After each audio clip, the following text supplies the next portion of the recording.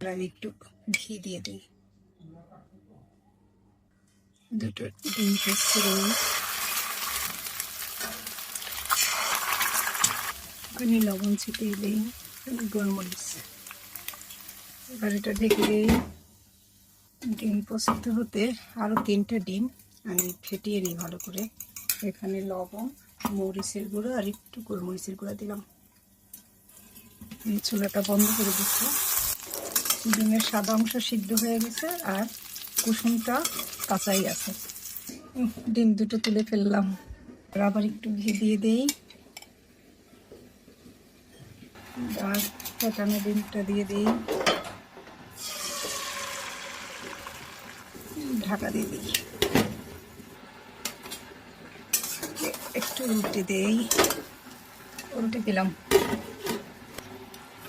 ডিমটা কি সুন্দর ফুলে উঠছে, সুন্দর লাগে না দেখতে?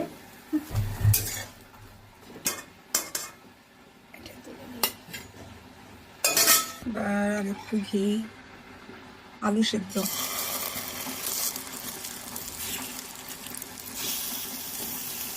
মিষ্টি আলু ছেঁকিয়ে দিচ্ছি, গোলমরিচের গুঁড়া, এটা হচ্ছে চাট মশলা, একটুখানি মরিচের গুঁড়া।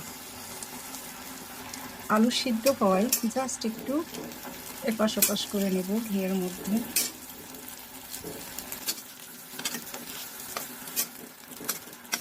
একটু ঢাকা দিয়ে রাখি। এবার আর একবার উল্টে দেব, আবার একটু ঢাকা দিয়ে এবার আলুগুলো তুলে দেব। সুন্দর কালার হয়েছে।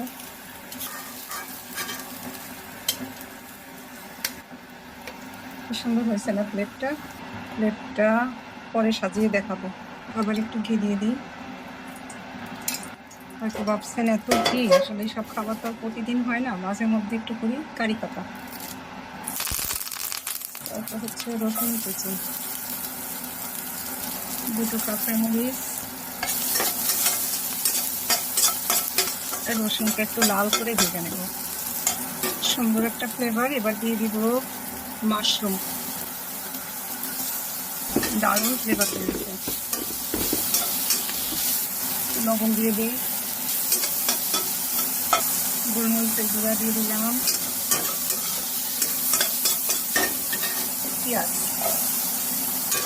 পেঁয়াজটাকে একটুখানি মজানোর জন্য আমি ভেজে দিচ্ছি।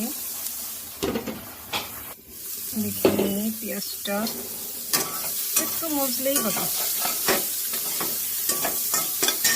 আর আসবে ক্যাপসিকামগুলো, লাল, হলুদ, সবুজ, সুন্দরী, সুন্দর একটা ফ্লেভার। গোলমরিচের গুঁড়া, হচ্ছে কোকোনাট অ্যামাইনস। এটা যে কি উপকারী, সুন্দর একটা সস ফ্লেভার, দারুণ লাগবে। ঈদের দিন কিন্তু ব্রেকফাস্ট এটা দিয়েও করতে পারেন। যারা হেলদি লাইফস্টাইলে একটু ভালো খাবার চান। বাস, আমার রান্না কিন্তু শেষ। চুলা বন্ধ করে দিলাম।